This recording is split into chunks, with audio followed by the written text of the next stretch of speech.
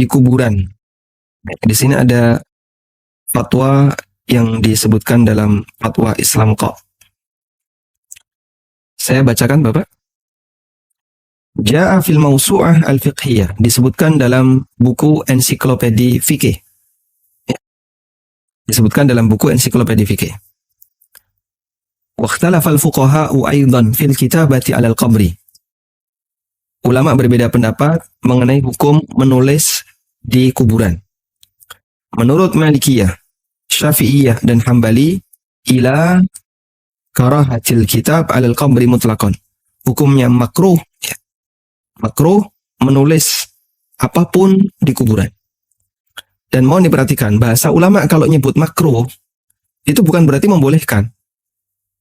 Ya. Karena ada salah satu tokoh di Indonesia ya, yang dia punya kasus ikut meresmikan gereja. Kemudian dia kutip keterangan Hanafiyah. Dia kutip keterangan Hanafiyah. Hanafiyah memakruhkan orang masuk gereja. Nah, maksudmu gimana? Hanafiyah memakruhkan. Perbuatanmu itu masuk gereja. Seharusnya kalau kamu konsisten dengan apa yang kau baca, jangan masuk gereja. Hanafiyah memakruhkan.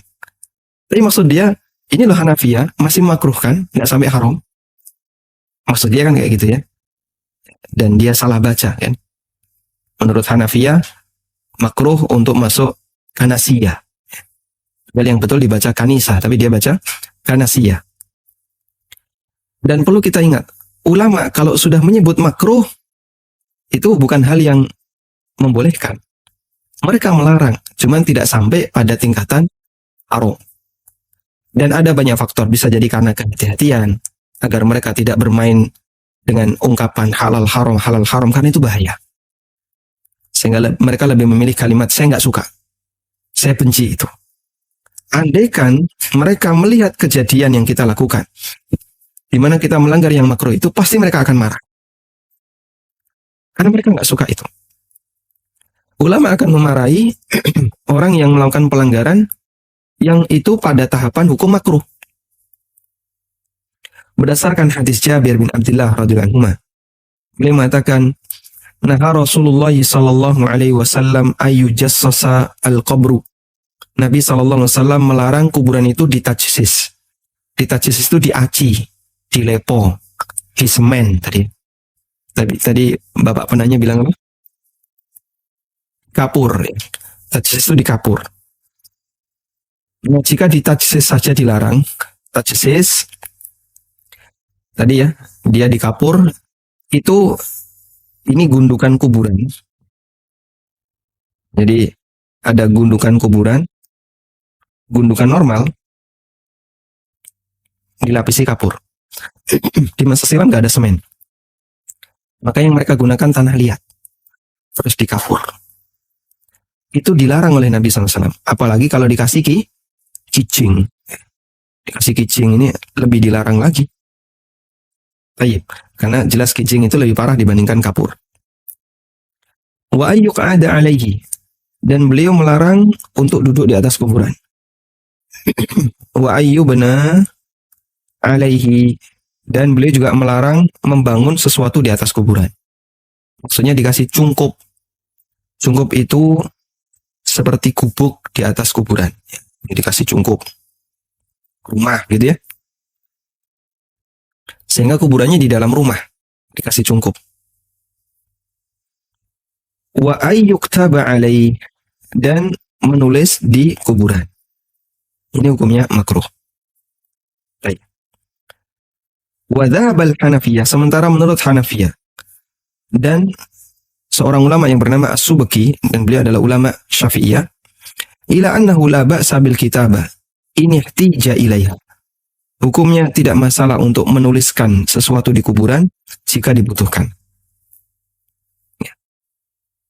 Hatta la yadhhab al-atharu wala yumtahan, sehingga tanda kuburan itu tidak hilang dan tidak dihinakan. Baik. Coba kita lihat keterangan Imam Ibnu Utsaimin. Syekh Ibnu Utsaimin rahimahullah mengatakan, al-kitaba alaihi fiha tafsil. Menulis nama di kuburan itu ada rincian. Jika menulis itu la yuradu biha illa isbatul ismi liddalalati al qabri, tidak ada maksud dari menulis itu selain untuk nama, agar ini sebagai tanda kalau ini adalah kuburan. Maka yang seperti ini kata beliau la ba'sa bihi, hukumnya boleh. Sehingga di tulisannya dikasih nama fulan, lahir tahun sekian, meninggal tahun sekian. Wa ammal kitabatul lati tushbihu ma kanu yaf'aluna fil jahiliyah yuktabu ismu syakhs wa yuktabu sana alaihi. Adapun menulis di kuburan yang itu seperti kebiasaan orang jahiliyah. Di situ ditulis nama, kemudian ditulis juga pujian untuk orang itu. Ya. Kalau sekarang di kuburan ditulisi puisi. Ya. Ada kuburan terus dikasih seperti prasasti gitu, terus ada puisinya. Kalimat-kalimat indah yang dulu disampaikan oleh orang ini. Wa annahu fa'ala kadza atau berisi cerita bahasanya penghuni kuburan ini dulu pernah melakukan A, pernah melakukan B, dan seterusnya. Wa ghairuhu minal madi an tuktabal abiyat atau tuktabal abiyat, atau pujian-pujian yang lain, atau ditulisi puisi. Fahadza haram, maka yang seperti ini haram. Sehingga kesimpulannya wallahu taala alam, terkait masalah menulis kuburan dengan nama penduduknya, nama penghuninya, ulama beda pendapat, dan jika kita mengambil pendapat yang mengatakan boleh, insya Allah tidak masalah, hanya cukup sebatas nama. Ini juga ada keterangan dari Syekh Hamad bin Abdullah Al-Hamad hafizahullah ta'ala. Bolehkah menulis nama sebagai tanda jika tidak memungkinkan bagi ahlul mayyit, bagi keluarga mayyit, ayyadahu alamatan, untuk membuat sebuah tanda karena saking banyaknya kuburan. Dan itu tidak bisa dikenali jika tidak ada tulisan. Jadi kijingnya semuanya sama, nisannya semuanya sama, sehingga kalau nggak pakai nama pasti bingung. Beliau mengatakan, "Dzahaba ta'ifatun min ahli ilmi ila jawazi dzalika." Sebagian ulama membolehkan. Dan itu jika bentuknya adalah sebatas menuliskan nama, ya, dan cukup nama saja. Ya, mungkin bisa ditambah keterangan bin siapa atau binti siapa, meninggal tahun berapa. Fa inna dzalika la ba'sa bihi, yang seperti ini tidak masalah.